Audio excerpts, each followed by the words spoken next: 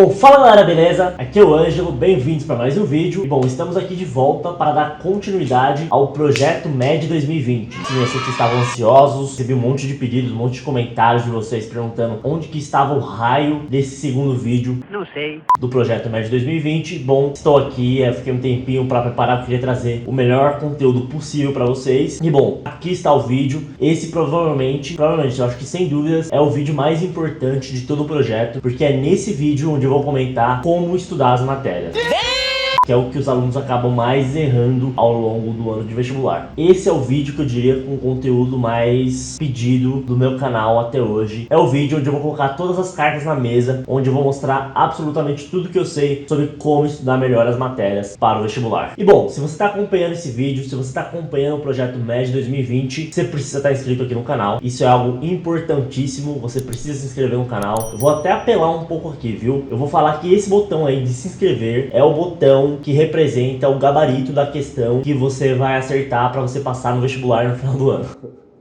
Cara, deu uma apelada agora. Mas tô apelando mesmo, é que eu quero que você se inscreva, eu preciso que você se inscreva, porque assim você vai receber todos os conteúdos, todos os vídeos que eu produzo com tanto carinho aqui no canal, e você vai me ajudar demais a continuar produzindo esses vídeos. E eu também queria pedir uma coisa que não vai custar nada pra você. Você vai demorar um segundo para você fazer isso, que é deixar um joinha, deixar um gostei aqui nesse vídeo, porque isso ajuda demais o YouTube a divulgar esse vídeo, a espalhar esse vídeo para outras pessoas. E como eu falei, isso me ajuda demais a me manter cada vez mais engajado aqui no YouTube, porque você sabe que não é fácil para eu conseguir gravar isso aqui, tendo que conciliar a faculdade e outras coisas. É um esforço muito grande que eu tenho que fazer aqui, então eu conto com esse pequeno gesto de gratidão de vocês, tá? Então, muito obrigado e vamos pro vídeo. E bom, para seguir as regras do primeiro vídeo que eu comentei do Projeto MED 2020, esse vídeo também vai ter um PDF complementar, que vai estar com o link na descrição para vocês baixarem, que vai complementar e dar uma aprofundada no tema do vídeo de hoje. Só o PDF não serve, você tem que assistir o vídeo também para você conseguir casar uma coisa com outra. Então depois que você terminar esse vídeo, clica no link na descrição para você receber o seu PDF gratuitamente. Bom, e além disso, eu vou estar fazendo no dia 25 de fevereiro uma live de aprofundamento desse tema do vídeo de hoje. Eu já fiz a live do primeiro tema, que foi sobre organização de rotinas de estudo, e no dia 25 eu vou estar fazendo mais uma live sobre o aprofundamento desse tema do vídeo de hoje. E como eu falei, essa live só vai ficar disponível para quem for aluno da minha consultoria e quem for aluno do curso que eu vou estar lançando esse mês. Então, eu realmente recomendo que você se programe para assistir essa live. Eu não tenho certeza do horário ainda dessa live, provavelmente vai ser às 19 horas, mas eu vou estar confirmando lá no Instagram da Cogniza. Para você ter certeza, para você ter acesso a essa live, segue o Instagram da Cogniza lá, porque eu vou estar postando todos os detalhes dessa live lá no Instagram. Então, beleza, tô aqui interrompendo o vídeo de vocês para dar um pequeno recado. Essa live que eu acabei de falar pra vocês que ia ocorrer no dia 25, na verdade vai acontecer no dia 1º de março, tá? Então eu resolvi atrasar um pouco o lançamento desse vídeo para eu produzir um material de melhor qualidade para vocês. Então a live que ia ser no dia 25 vai ser no dia 1º de março, tá? Só pra dar esse recado, então bom vídeo pra vocês e tamo junto. Tendo dado todos os recados iniciais pra vocês, a gente já pode começar o conteúdo desse vídeo, porque ele é um conteúdo bastante denso. Preste atenção no que eu vou falar hoje, porque esse conteúdo aqui vale ouro de verdade. Eu diria que assim, é um conteúdo que eu nunca vi na internet, não existe no Brasil isso que eu vou falar com vocês. Caralho, o maluco é brabo. Tudo isso aqui é baseado em conceitos e estudos que eu pesquisei fora do Brasil. Muita gente me pergunta: nossa, mas por que?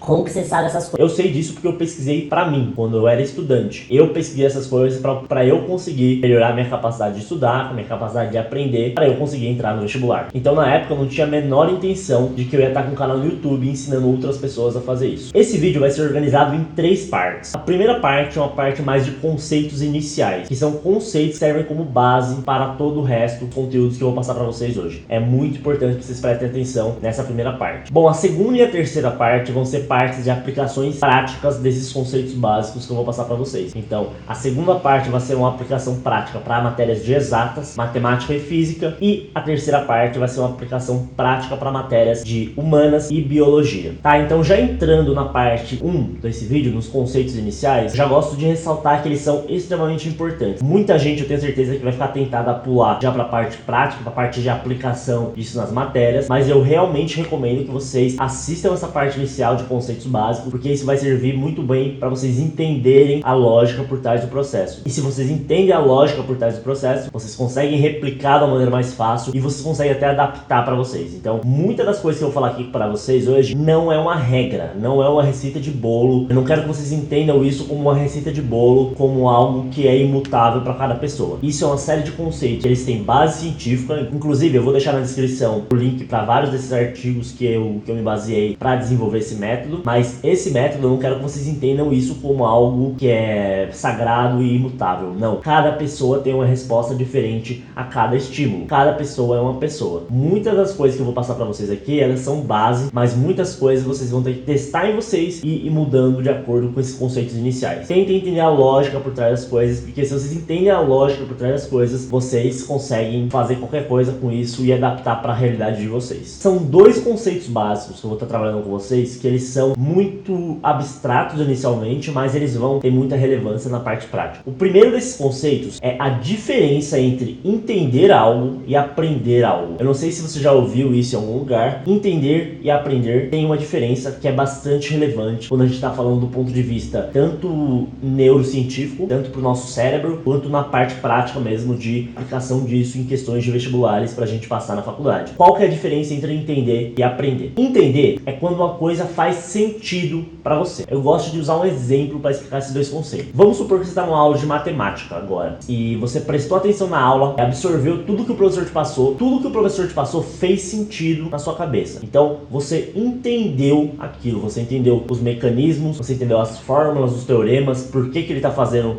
as coisas que ele te mostrou na aula, enfim, você entendeu as coisas. O problema é o seguinte: se eu te der um exercício logo depois da aula para você fazer, você muitas vezes não vai conseguir fazer. Por quê? Porque você não aprendeu isso ainda. Aprender é quando a gente consegue pegar esse conteúdo que a gente entendeu e aplicá-lo na prática e ter algum tipo de aplicação, seja em um exercício de vestibular, seja em algum aspecto da nossa vida, tá? Como a gente tá falando mais do ambiente de vestibulares aqui, eu vou definir aprender o conteúdo como que? Aprender um conteúdo é quando a gente pega um conteúdo que a gente entendeu e consegue aplicá-lo em exercícios. Essa é a diferença entre entender algo e aprender algo. Então assim, para fazer uma divisão mais didática para vocês, a gente pode pensar o seguinte: que entender um conteúdo é esse conteúdo na nossa memória de curto prazo, e aprender um conteúdo é quando ele está na nossa memória de longo prazo. Isso não é válido do ponto de vista neurocientífico, tá? As coisas não são tão bem divididas assim, mas para fins didáticos a gente pode pensar isso. Então a gente tem esses conceitos estabelecidos já de que entender é quando algo faz sentido e isso fica na nossa memória de curto prazo, e que aprender é quando a gente consegue aplicar isso e isso fica na nossa memória de longo prazo. Qual que é o nosso objetivo quando a gente está estudando uma matéria? É a gente conseguir aplicar ela no final do ano no vestibular. O que a gente quer fazer? O nosso objetivo aqui é pegar um conteúdo que a gente entendeu e transformar isso num conteúdo que é um aprendizado, que a gente aprendeu. A grande pergunta é agora: como que a gente transforma o entendimento em um aprendizado? Primeira questão: quem que faz isso? O nosso cérebro, obviamente. Então o nosso cérebro é o órgão responsável por transformar um entendimento em um aprendizado. Como que ele faz isso? Ele faz isso durante o sono. Eu já ressaltei no último vídeo quão importante é o sono para vocês, a qualidade de sono, para vocês terem esse processo de transformar um conteúdo que foi entendido em aprendizado mais eficiente. Durante o sono, o que acontece é o seguinte: o nosso cérebro, ele pega todas as informações que a gente adquiriu ao longo do dia e ele faz meio que um filtro. Então ele pega essas informações e fala: ah, isso aqui eu vou colocar na memória de longo prazo dele. Isso aqui não é importante, então eu vou esquecer. O que define se um conteúdo vai para nossa memória de longo prazo ou se ele vai ser esquecido é o grau de importância que o nosso cérebro dá para ele. Então guarda isso que eu te falei, porque isso é importante. É o grau de importância que o nosso cérebro dá para um conteúdo que faz com que ele se transforme, que ele saia de um entendimento e vire um aprendizado. Então a próxima pergunta que você deve estar fazendo agora é: beleza, então como eu falo para o meu cérebro que algo é importante? Não sei. E agora é que a gente entra na parte mais científica do negócio, porque existem três maneiras, três formas da gente falar para o nosso cérebro que é o seguinte: ah, esse conteúdo é importante, então armazena isso na memória de longo prazo. Bom, a primeira forma que a gente tem de dizer para o nosso cérebro que algo é importante, que ele deve ser armazenado, é a carga emocional que a gente atribui a esse conteúdo. O melhor exemplo que eu tenho para isso é o seguinte: você já deve ter alguma experiência na sua vida que você lembra com todos os detalhes. Então, alguma memória que você tem, seja ela boa ou ruim, não importa, mas todo mundo tem alguma memória do passado, que memória do passado é foda porque é meio redundante, né?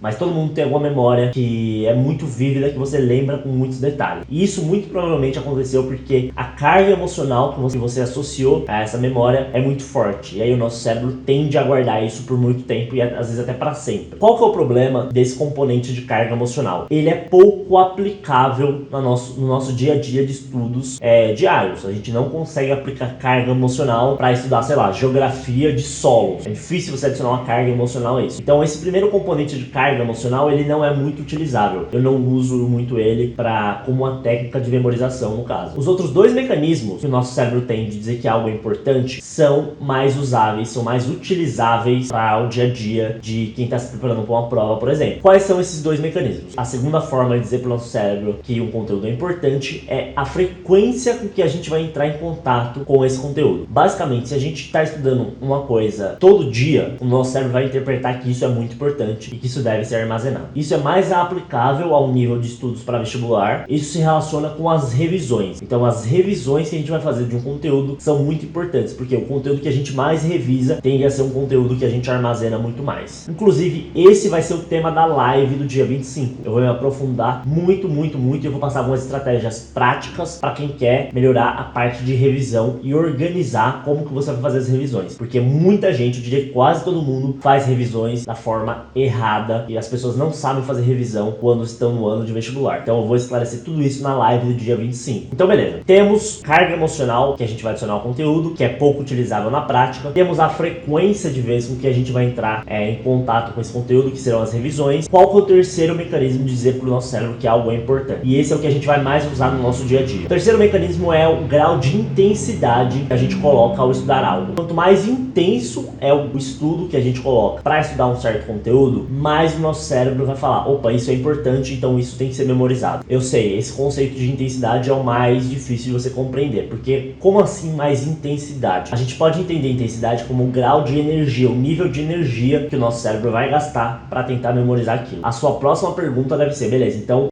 como que na prática eu deixo o meu estudo mais intenso? guarda essa pergunta porque eu vou responder ela já já. Agora eu vou entrar no segundo conceito que vai se linkar já já com o primeiro e aí tudo vai fazer sentido na sua cabeça. O segundo conceito que eu quero que você entenda é o de aprendizagem ativa versus aprendizagem passiva. E aí muita gente talvez nunca tenha ouvido falar desses dois conceitos, mas isso é algo que é bastante presente em termos de aprendizado. Assim. O que é aprendizado passivo? Aprendizado passivo é o que você está fazendo agora, por exemplo. Você está escutando eu falar. Então a gente pode definir aprendizado passivo quando o nosso cérebro está recebendo uma informação de fora. Se você está numa aula, por exemplo, o professor está te falando e você está recebendo a informação. Então o professor está mandando informações do cérebro dele para o seu. Então o seu cérebro está importando informações. Exemplos de aprendizagem passiva: aula, leitura. Então quando a gente está lendo algo, a gente está batendo o olho ali, está colocando as informações dentro do nosso cérebro. Por exemplo, grifar. Grifar é um hábito que é super comum entre as pessoas que estão estudando para concurso, para vestibular, etc. Grifar é uma metodologia de estudo passiva, então é uma metodologia de aprendizagem passiva. Então, se a aprendizagem passiva é quando o nosso cérebro está recebendo informação, a aprendizagem ativa é quando o nosso cérebro está enviando informação, ou seja, a informação já está dentro do nosso cérebro e a gente está colocando, a gente está fazendo algo com ela. Então, por exemplo, resolver exercícios é uma metodologia de aprendizagem ativa. Por quê? Porque a gente já está com o conteúdo na nossa cabeça e a gente está fazendo algo com esse conteúdo. Eu, nesse momento, quando eu estou gravando esse vídeo, eu estou praticando uma metodologia de aprendizagem ativa. Por quê? Porque é como se estivesse dando uma aula, eu estou falando, eu estou tirando esses conteúdos da minha cabeça. Então, isso é uma metodologia de aprendizagem ativa. Escrever é um caso interessante, porque escrever pode ser tanto passivo quanto ativo. Quando as pessoas escrevem, quando estão fazendo um resumo, por exemplo, e elas escrevem copiando do livro, é uma metodologia de aprendizagem passiva. Mas quando elas escrevem sem usar o livro como referência, elas escrevem tirando da cabeça dela e passando para o papel, essa é a metodologia de aprendizagem ativa. Não sei se falei passiva ou ativa para o outro, mas você escrever copiando é uma aprendizagem passiva. Tendo te falado isso, e agora é o momento a gente conecta tudo, é que os estudos mais recentes têm mostrado o seguinte, que quanto mais ativo é o nosso estudo, mais intensidade, mais intenso ele é. Presta atenção que agora eu estou conectando os dois conceitos. Quanto mais ativo é o nosso estudo, ou seja, quanto o nosso estudo envolve a gente tirar a informação do nosso cérebro e colocar em um lugar, ou seja, quanto mais ativo ele for, mais intenso ele é. Lembra que eu falei falei que intensidade é um dos 3 componentes que faz a gente dizer pro nosso cérebro que, ó, esse conteúdo é importante, então armazene-o. Quanto mais ativo é o aprendizado, mais intenso ele é. Quanto mais intenso ele é, maior a conversão entre um conteúdo que a gente entendeu em aprendizado. Resumindo, a conclusão que eu quero que você chegue é o seguinte: quanto mais ativo você deixar o seu estudo, mais você vai aprender. É isso. Coloca a musiquinha aí de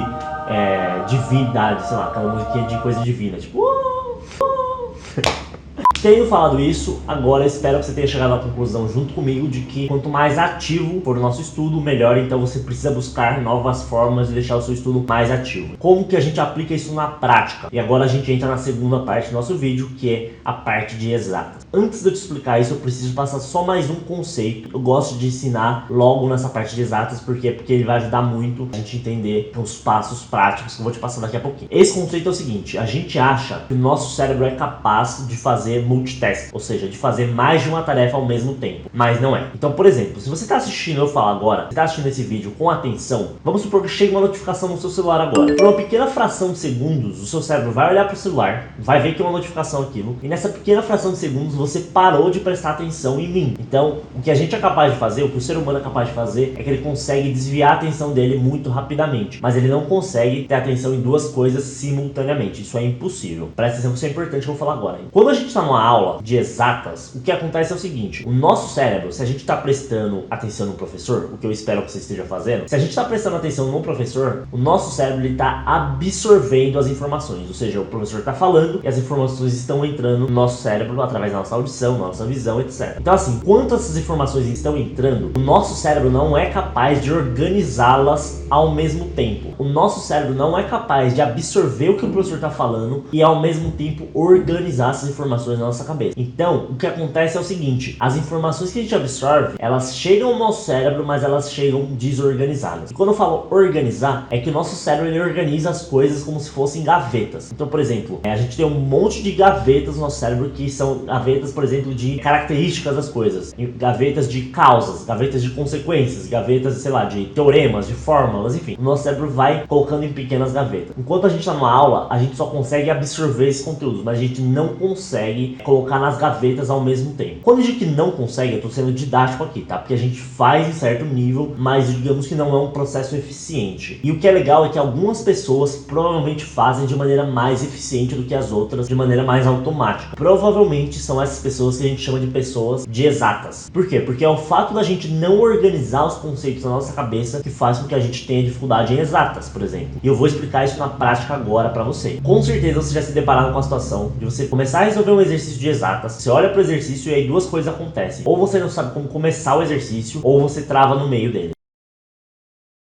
E aí quando vem alguém resolver o exercício pra você, te mostra a resolução, você olha pra aqui e fala: putz, nossa senhora, era isso. Ou seja, o negócio estava na sua cabeça, só que ele não veio o momento certo de você usar. Você não entendeu que aquele era o momento certo de usar aquilo. E isso acontece por quê? Acontece porque a informação está desorganizada na sua cabeça. Nosso objetivo em exatas, ele tem que estar diretamente ligado com a gente organizar os conceitos que a gente está absorvendo na aula também. Eu sei que tá muita coisa jogada, mas tudo vai fazer sentido agora, quando eu for colocar na parte prática pra vocês. Eu tô mostrando aí pra você uma imagem agora, que é essa imagem que a gente vai usar para estudar exatas, que vocês vão usar para estudar exatas. O que essa imagem está dizendo? Que são 3 passos que a gente vai usar para estudar exatas. Primeiro, como que todo mundo estuda exatas? Todo mundo estuda da seguinte maneira: o cara assiste a aula, presta atenção na aula e aí ele vai resolver uma tonelada de exercícios. E aí ele acha que é assim que ele vai aprender exatas.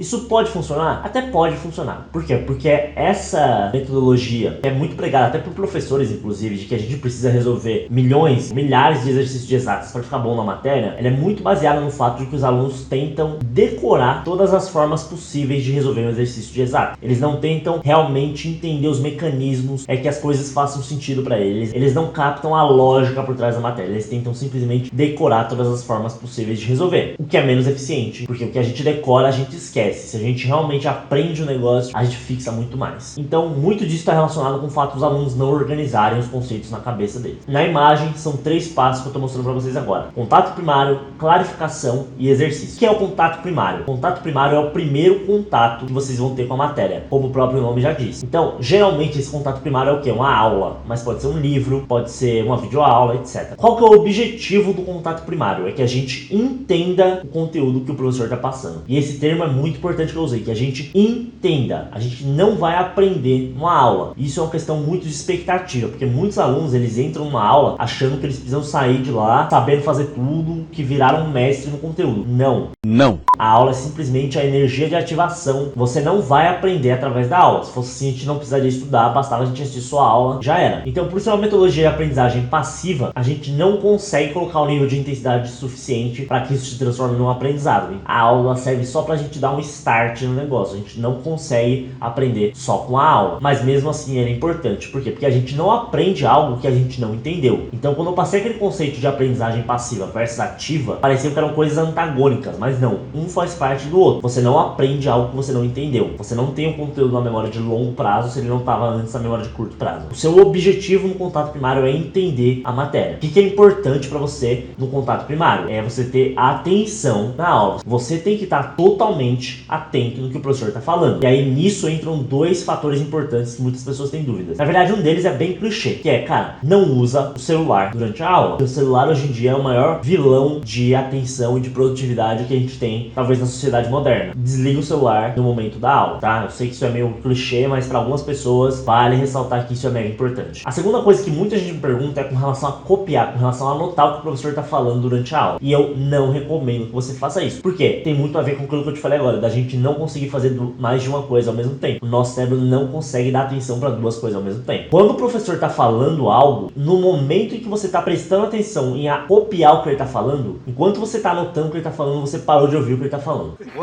Tudo bem que pode ser por uma pequena fração de tempo, mas nessa pequena fração de tempo você perdeu a informação nova que ele está falando. Então, querendo ou não, sua atenção fica dividida entre anotar e ouvir o que ele está falando. E sinceramente, o que mais me incomoda nisso é que eu não entendo o porquê de você anotar o que o professor está falando, porque é um conteúdo que é de tão fácil acesso. Você provavelmente deve ter uma apostila, um livro, um PDF de aula, se for uma videoaula no seu caso. Enfim, você tem esse conteúdo que ele está te passando por escrito já. Por que copiar? Não sei. Eu não vejo utilidade em você anotar o que o professor está falando. Além de prejudicar a sua atenção, vai ser algo que você está perdendo tempo, está destruindo a Amazônia também, porque você está gastando papel. Assim, muita gente me fala, nossa, Ângelo, mas eu já li que escrever é uma das melhores técnicas de estudo.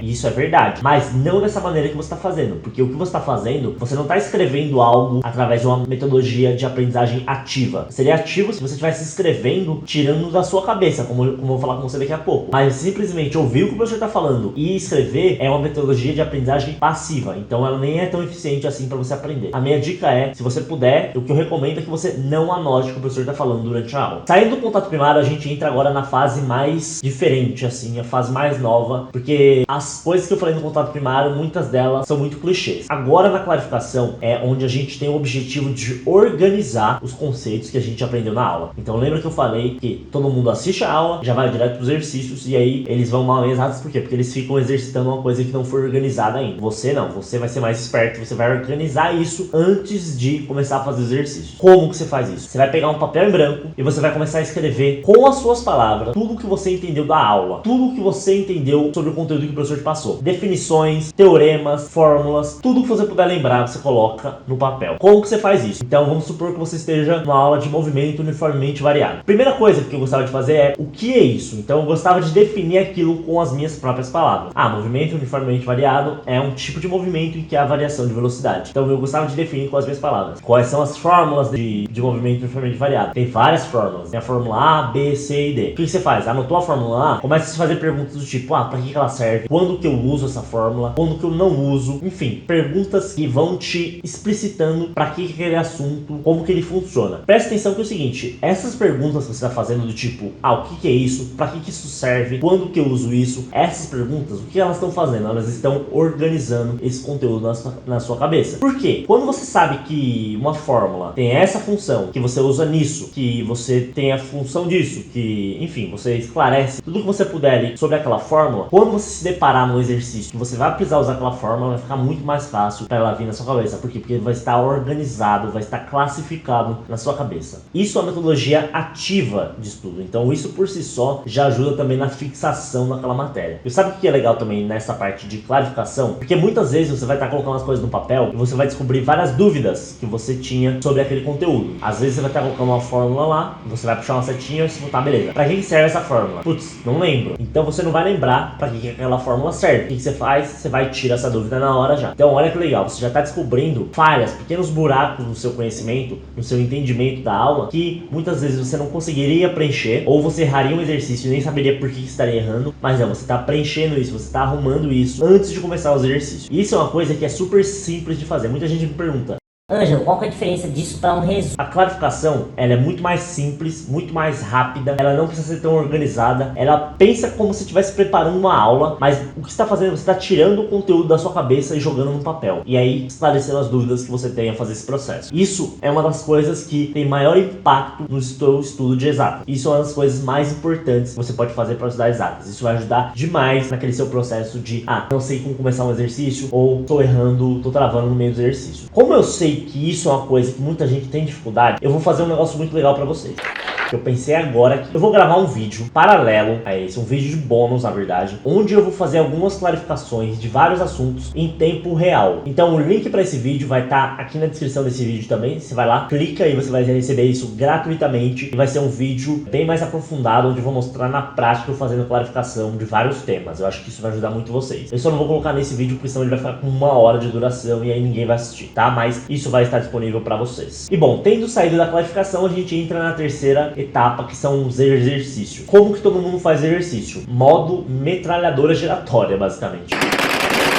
O cara acha que tem que fazer 1000 exercícios e ele nem pensa no que ele tá fazendo, ele vai no piloto automático. Vamos fazer diferente disso, que eu não acho que essa seja a melhor estratégia. Primeira regra que eu tenho com relação aos exercícios: qualidade é melhor que quantidade. É melhor você fazer 20 exercícios que sejam bons para você, exercícios que agreguem pro seu conhecimento, do que você fazer 100 exercícios que não te agregam em nada e simplesmente você tá lá repetindo coisas que não estão te desafiando sob nenhum aspecto, entendeu? Então é melhor você fazer 20 exercícios bons do que 100 exercícios merda. Qualidade é melhor que quantidade. Como que a gente garante qualidade? Através de 2 mecanismos. O primeiro mecanismo é o seguinte: a gente tem que ser gradual. Então a gente precisa ser gradual na resolução de exercícios de exatas. Presta atenção que tudo isso aqui que eu tô falando até agora só vale para exatas, tá bom? Então, como que a gente garante que a gente vai ser gradual em exatas? Então, o que eu tava falando é que qualidade é melhor que quantidade, e eu tava falando que para você garantir qualidade você tem 2 mecanismos. O primeiro deles é ser gradual. E ser gradual implica 2 coisas. Implica que você tem que começar pelos mais fáceis, mas que você tem que ir para os mais difíceis. Você tem que evoluir na matéria. Por que a gente começa pelos mais fáceis? Porque os mais fáceis, muitas vezes, eles vão construir na gente um raciocínio que é necessário para a gente resolver os exercícios mais difíceis. Isso é ser gradual. Você tem que começar pelos mais fáceis. Se você começar pelo mais difícil, muitas vezes você não vai ter um raciocínio construído que seria construído no exercício mais fácil. Bom, e também implica que a gente tem que ir para os mais difíceis. E isso é uma das coisas que os caras mais erram. Os estudantes mais erram, uma das coisas que eu pego que os estudantes mais erram, assim, de longe, que é pessoas que têm medo de errar. Se você está no vestibular e você identifica que você tem esse problema, isso é uma coisa que você tem que parar de fazer agora. Você não pode ter medo de errar exercício. O erro faz totalmente parte do aprendizado. Eu sei que isso é frase de coach, inclusive aqui tá o momento coach do vídeo, tá? Porque é errando que se aprende. Mas essa frase é super válida quando se trata do aprendizado de exatas. Você só vai aprender, você só vai melhorar em exatas se você pegar exercícios que te desafiem, que você tem que quebrar a cabeça para resolver. Então eu costumo falar assim: se você tá pegando uma lista de exercício e você não teve dificuldade de resolver nenhum, a lista está muito fácil. Você tem que se deparar com exercícios mais difíceis. Não tenha medo de errar. As pessoas que são melhores em exatas são as pessoas que mais erram em exatas. Por quê? Porque se você erra uma vez, você não vai errar de novo. Pensa, entende que você não pode errar no dia do vestibular. É para você errar no dia da lista, quando você está estudando em casa. Lá é o momento de você errar, não no vestibular. Se você não errar na sua casa, você vai errar no vestibular. A prova não vai ser boazinha com você. A prova não vai ter dó, a prova não vai ficar... Aí, tadinho do Zezinho que assistiu o vídeo e tem medo. Não, ela vai colocar um exercício difícil. Se você não praticou isso na sua casa, você vai errar na prova. É muito simples isso, tá? Então toma cuidado com isso, porque muita gente tem esse complexo de ai meu Deus, não posso errar. Desencana disso. Entenda o erro como um processo de evolução. Bom, então eu tava falando que é o seguinte, que qualidade é mais importante que quantidade, e que pra gente garantir qualidade, a gente tem 2 mecanismos. O primeiro é ser gradual, e o segundo é uma técnica que é ridiculamente fácil, ninguém faz, é impressionante. Que é o seguinte: ao invés de você pegar o exercício, acertou o número 1, vai direto pro 2, aí acertou o número 2, vai direto pro 3, e ir seguindo, sem pensar, o que eu recomendo é o seguinte: pegou o exercício número 1, acertou esse exercício, faz uma pergunta: quais conceitos da minha clarificação, que a gente fez no item 2, quais conceitos da minha clarificação eu utilizei para resolver esse exercício? Aí eu usei esse e esse. Você só identifica visualmente, você não precisa escrever. Ah, eu usei esse e esse. Acertou o exercício número 2? Quais conceitos da minha clarificação eu utilizei para resolver esse exercício? Ah, eu usei esse e esse. O que você está fazendo aqui? Você está basicamente sempre conectando a teoria com os exercícios. E isso é uma das principais coisas que você pode fazer para você ter um bom desempenho em exatas. Por quê? Porque vai chegar na hora da prova, você vai olhar o exercício, você vai bater o olho e falar: ah, esse exercício é parecido com aquele lá que eu fiz enquanto estava estudando. Ah, e aquele lá eu tinha que usar aquilo e aquilo, que foi as partes certas da teoria que você associou. E aí vai ficar muito mais fácil para você acertar esse exercício no dia da prova. Isso é uma das coisas que parecem bobas, mas é extremamente poderoso. Isso ajuda demais você a se manter cada vez mais evoluindo e sempre tendo uma noção de a matéria é isso aqui. Você está sempre conectando a teoria com exatos. Dá um senso de unidade para a matéria muito grande. E sinceramente, quanto tempo do seu dia você perde fazendo isso? Tipo 10 segundos você vai perder fazendo isso por exercício. Você perde um pouquinho ali, mas você ganha muito em qualidade. Lembra que qualidade é melhor que quantidade. Para exatas era isso. Espero ter ficado claro para vocês. Se vocês seguirem isso, eu já garanto que vocês vão estar na frente de 99,9% dos estudantes do Brasil que não tem nem a menor noção de que isso existe. Isso por si só já é uma ferramenta muito incrível para vocês usarem em exato. Ah, Ângelo, isso aqui funciona da mesma maneira para todo mundo? Vai funcionar perfeitamente para mim? Não. Isso aqui é uma base que eu tô te passando, mas não tem como eu garantir que vai funcionar 100% para você. O que eu tenho como garantir é para alunos o que eu faço consultoria, por exemplo. Que eu tô com um cara, eu tô trabalhando com o feedback dele, então ele testa isso, ele volta para mim com o feedback, e aí dependendo do feedback dele, eu vou ajustando junto com ele. Eu coloco outros passos, eu tiro alguns passos, eu vou mudando junto com o aluno. Eu não tenho como fazer isso com 20 mil pessoas que estão no meu canal no momento. Eu espero que você tenha entendido a lógica por trás das coisas, porque você pode ir mudando isso de acordo com você. O primeiro passo é você testar esse método básico e aí tentar identificar o que está funcionando bem e o que está funcionando não tão bem, que você pode alterar. Então eu poderia muito bem vir aqui e mentir para você e falar que não, esse aqui é o método secreto, a receita de bolo de como ser bom em exato. Não existe, tá bom? Eu não consigo chegar aqui e enganar as pessoas. Eu poderia muito bem fazer isso, mas não é assim que eu trabalho, não é assim que eu penso, não é assim que a minha índole me moldou. Essa frase ficou muito bonita, mas tudo bem. Enfim, eu prefiro ser sincero com vocês, porque eu acho que vocês respeitam isso assim como eu respeito. Vou ser completamente sincero em sempre que eu puder aqui, não só nesse vídeo, mas no meu canal como um todo. E bom, para humanas e biologia, os passos são um pouquinho diferentes. E por que disso? Porque humanas e biologia, você precisa dar um peso maior para teoria, enquanto para exatas você vai dar um peso maior para os exercícios. Pense que eu passei 3 passos para vocês, e desses 3 passos, o que você vai gastar mais tempo ali são os exercícios, sem dúvida. Porque a clarificação, ela não demora muito tempo para fazer. Isso é uma coisa importante que eu não falei. A clarificação, ela é geralmente meio rápida. Eu demorava em média 15, 20 minutos para fazer. Os exercícios, assim, onde você vai gastar mais tempo em exato. Já em humanas e biológicas não vai ser assim. Humanas e biológicas você vai dar um peso maior para teoria. Aí vai ser mais rápido para eu explicar para você, porque muita coisa a gente já usa do que eu passei para exato. Bom, então aí na imagem você está vendo quais vão ser os 5 passos que você vai utilizar para estudar humanas e biologia, que são matérias que têm um peso maior na teoria. 5 passos, e vocês percebam que os 2 primeiros passos aí são iguais aos de exatas. Contato primário e clarificação. Mesma lógica do de exatas. Vai assistir a aula, o máximo de atenção, vai pegar uma folha e vai colocar tudo que você entendeu dessa aula na folha.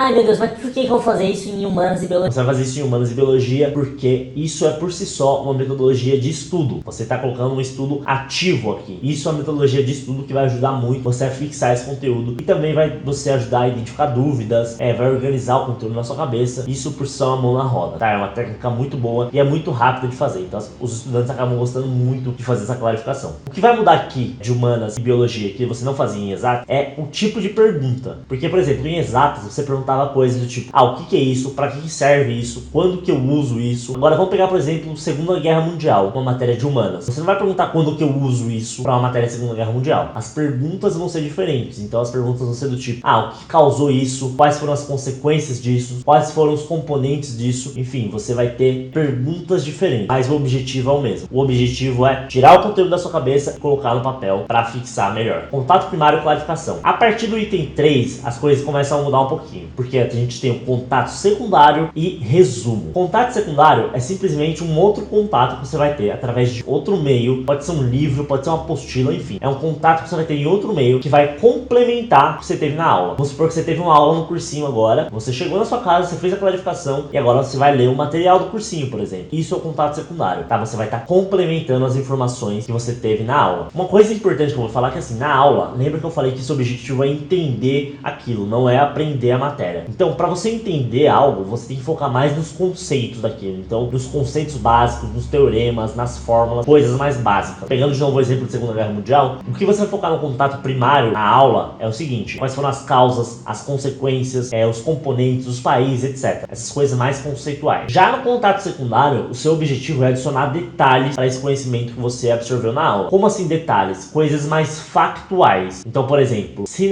no contato primário você entendeu consequências, causas, no contato secundário você vai atrás de coisas, por exemplo, quem foi o cara que morreu para isso acontecer, o ano das coisas, ou então quais foram o nome das guerras, das batalhas, etc. Enfim, são coisas mais factuais, coisas que você não entende. Não tem como você entender o nome do cara que morreu para a guerra iniciar. Acho que é Francisco Ferdinando, nem lembro mais inclusive o nome do cara. Francisco Ferdinando. Não tem como você entender isso. Isso é uma coisa que você sabe ou não sabe. Então é um fato. No contato secundário você vai atrás de coisas mais factuais. Tendo feito o contato secundário, o que a gente faz? A gente vai pro resumo. Que é o resumo. E aqui muita gente se confunde porque ai meu Deus, a clarificação não é um Não. Como eu falei, a clarificação ela é mais simples, ela não é tão organizada e ela não é utilizada para revisão de humanas e de biologia. O resumo sim, o resumo ele é mais utilizado para revisão. Por quê? Porque ele é mais completo, porque você vai ter o quê? Você vai ter agora o contato primário e o contato secundário para anotar no seu resumo. Então o resumo ele é feito de uma maneira muito parecida com a clarificação, ele é feito com as suas palavras também. E muita gente tem dúvida com relação a isso. Nossa, mas eu vou fechar o livro e vou escrever o resumo inteiro. Como é que eu vou conseguir lembrar de tudo isso? Quando eu digo para você fechar o livro, é que você não pode copiar as informações, mas você pode consultar essas informações. Então, por exemplo, vamos supor que você está fazendo um resumo de Segunda Guerra Mundial, você vai colocar o tópico de consequências de Segunda Guerra Mundial lá no seu resumo. Só que você não lembra esse tópico. O que você faz? Você abre o seu livro ou sua apostila, dá uma lida no parágrafo inteiro de consequências, fecha o livro e aí você passa com as suas palavras pro papel, como se estivesse reciclando esse conteúdo. O que você não pode fazer é copiar literalmente igual está no livro, que aí não serve para nada. Aí qualquer idiota consegue copiar o que está escrito no livro. É um processo basicamente de você reciclar esse conteúdo. E assim, o resumo ele pode ser feito de várias formas. Ele pode ser um resumo de texto,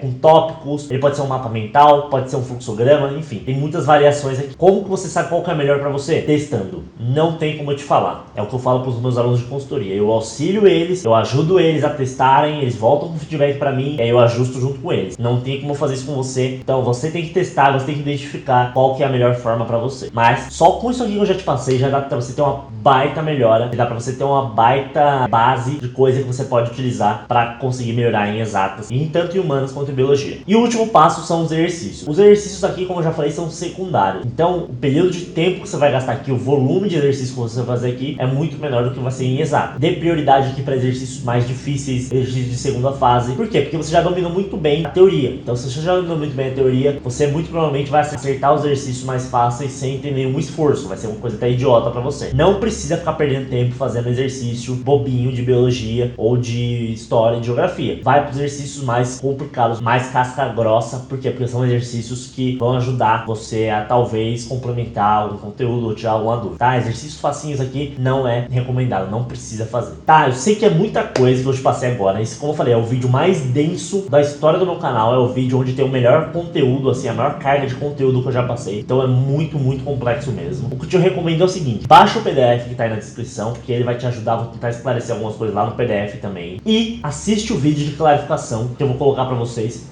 Ah, tá espirrado. E assiste o vídeo de clarificação que eu vou gravar pra você. Ele vai mostrar muito na prática como eu vou fazer as coisas, tá? Então, eu realmente recomendo que vocês assistam o vídeo de clarificação. Na verdade, eu tive uma ideia. Eu nem vou colocar só clarificação. Eu vou colocar mais itens nesse vídeo que eu vou colocar. Eu vou colocar de graça pra vocês. Coisas de eu fazer, eu mostrando muito desses passos pra vocês na prática, nesse vídeo que eu vou fazer pra vocês, que vai estar de graça aí na descrição. Espero muito que esse conteúdo tenha ajudado vocês. Como eu falei, deu um trabalho muito grande pra preparar tudo isso. Mas é um conteúdo que eu tenho certeza certeza que vai ajudar demais para quem aplicar, para quem executar isso. Eu sei porque é exatamente isso que eu executei para eu conseguir ser aprovado na medicina na USP e passar em outros vestibulares de medicina. E bom, se você gostou desse vídeo, manda pro seu amigo, compartilha esse vídeo com quem você acha que precisa, que vai ajudar também. Se inscreve no canal, porque não vai doer nada, vai ajudar demais no meu trabalho, então é uma recompensa por esse conteúdo de qualidade que eu trouxe pra você aqui. Segue no Instagram que tá aparecendo aí embaixo também. E é isso, espero que você tenha gostado desse vídeo. Tamo junto, a gente se vê no próximo. E a gente se vê, na verdade, na live do dia 25. Eu realmente recomendo também que vocês participem da live, porque eu vou citar sobre uma estratégia diferente que eu não comentei aqui, que é muito importante, que são as revisões. Então essa live não vai ficar disponível para todo mundo, essa live vai ficar disponível apenas por 24 horas, para quem não é aluno de consultoria, para quem não é aluno de algum programa pago da gente. Compareça no dia 25, como eu já falei, eu vou colocar todos os detalhes dessa live lá no Instagram da Cogniza. Bom, é isso, espero que você tenha gostado, te vejo no próximo vídeo e falou!